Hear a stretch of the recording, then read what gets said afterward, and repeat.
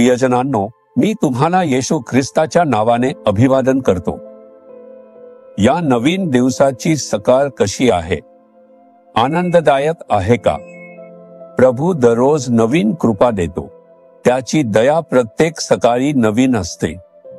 म्हणून तुम्ही दररोज येशूला नव्याने पाहिले पाहिजे। तुम्ही विचारू नका की हे रोज करतो। त्याऐवजी तुम्ही त्या दिवसासाठी नवीन आशीर्वाद मिळवला पाहिजे। देव आहे जो आपल्याला दररोज नव्याने आशीर्वाद देतो। तुम्हाला दिवसासाठी नवीन कृपेने आशीर्वाद देईल। आनंदाने देवाची स्तुती करा, तू माझ्या सोबत आहेस। या नवीन दिवसाबद्दल धन्यवाद। दिवसाची सुरुवात देवाची स्तुती करून करा। आजही तुम्ही वाट पाहत आहात का की प्रभू तुम्हाला काय सांगू इच्छितो हे जाणून घ्यायला? इफिस्करांस अध्याय 5 वचन 16 मध्ये असे म्हटले आहे, वेळेचा सदुपयोग करा कारण दिवस वाईट आहेत। वेळेचा सदुपयोग करा, ती खूप मौल्यवान आहे। आजकाल वेळ फारच महत्वाची आहे। बायबल सांगते की हे वाईट दिवस आहेत। हे शेवटचे दिवस आहेत। शेवटचे दिवस वाईट आणि दुष्ट आहेत। सर्वत्र आपण ऐकतो की अधर्म, अन्याय, पाप, दुष्टता आणि अपवित्रता अभूतपूर्व प्रमाणात वाढत आहेत। हे येशूच्या पुनरागमनाचे दिवस आहेत। हे असे दिवस आहेत की जग अस्तित्वात राहणार नाही। हे शेवटचे दिवस आहेत। म्हणूनच बायबल या काळाला वाईटाचा काळ म्हणते। म्हणून देवाची मुले या दिवसात सतर्क, जागरूक आणि काळजीपूर्वक असली पाहिजे।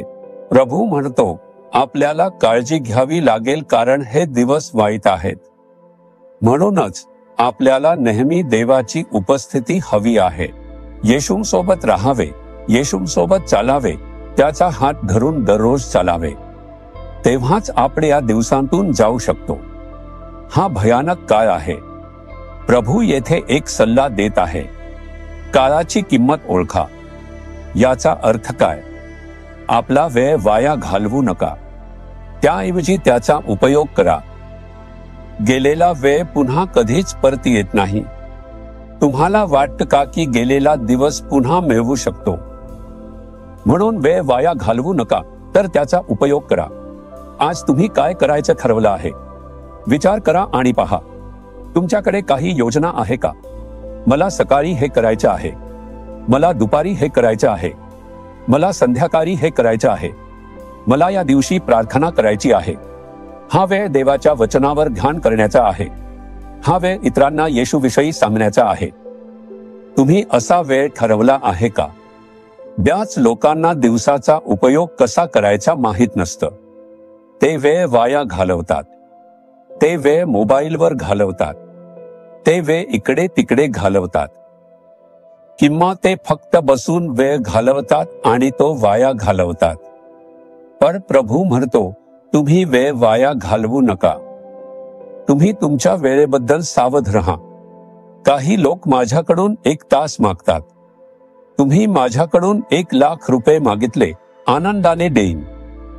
पर 1 तास देणं कठीण आहे। इतकं सगळं काम प्रलंबित आहे। इतकं काही प्रार्थना करायचं आणि सेवा करायची आहे। मी वेळ वाया घालवू शकत नाही। देवाच्या मुलांनो, तुमच्या आयुष्याबद्दल विचार करा। तुम्ही वेळ वाया घालवला तर ते पाप आहे हे लक्षात घ्या।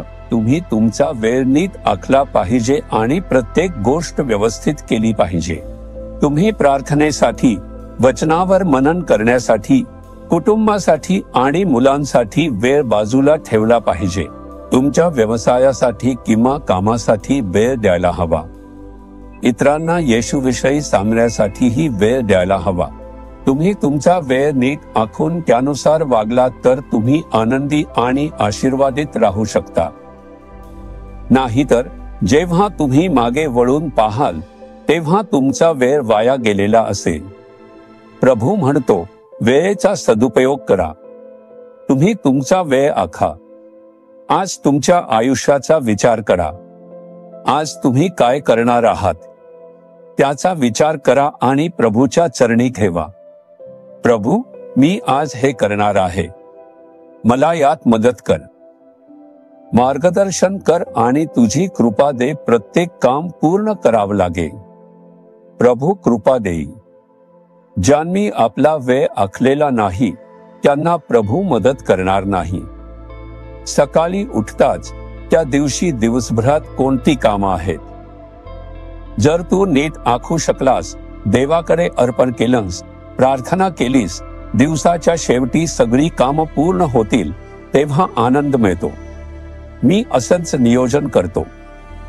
सकाळी उठताच मी त्या दिवशी मला कोणती कोणती कामं करायची आहेत याचा विचार करतो. प्रार्थना, सुवार्ता सांगणे, रेकॉर्डिंग, काही आत्म्यांना भेटणे, ऑफिसचं काम, सेवा कार्याचं नियोजन आणि नेत्यांना भेटणे. मी ही सगळी कामं प्रभूला सांगतो आणि प्रार्थना करतो. प्रत्येक काम वेळेत पूर्ण होण्यासाठी कृपा मागतो. मग सगळं अगदी उत्तम प्रकारे पूर्ण होतं. तुझ्या सर्व गोष्टी देवाकडे घेऊन जा. दररोज देवाच्या उपस्थितीत जा. दिवसाचं नियोजन त्याच्या चरणी ठेव आणि प्रार्थना कर. तुझा वेळ वाया जाणार नाही. प्रत्येक गोष्ट उत्तम प्रकारे करू शकशील. एका दिवसात 3 दिवसांचं काम करावं. मला 4 ते 5 संदेश द्यावे लागतात आणि एक मोठा संदेशही द्यावा लागतो. फक्त एवढंच नाही, मला लोकांना भेटावं लागू शकतं. काही लोकांसाठी प्रार्थना करावी लागू शकते. जर मी सकाळी हे सगळं विचारलं तर मला वाटेल, आज इतकी कामं मी पूर्ण करू शकेन का?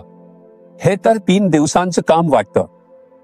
पण जर मी प्रभूला प्रार्थना केली की मला ही सगळी कामं पूर्ण करायला कृपा दे, उत्तम प्रकारे करू दे, अशी प्रार्थना केली तर मी सगळं लवकर पूर्ण करू शकेन. संध्याकाळ झाली की आनंद होईल. देवाकडे समर्पण करा, त्याच्या उपस्थितीत ठेवा, त्याचा सल्ला घ्या आणि मग ते करण्यासाठी पुढे जा. वेळ वाया घालवू नका. आळशीपणा नको. प्रभू तुम्हाला आशीर्वाद देईल. प्रभू मला वेळेचा सदुपयोग करता यावा.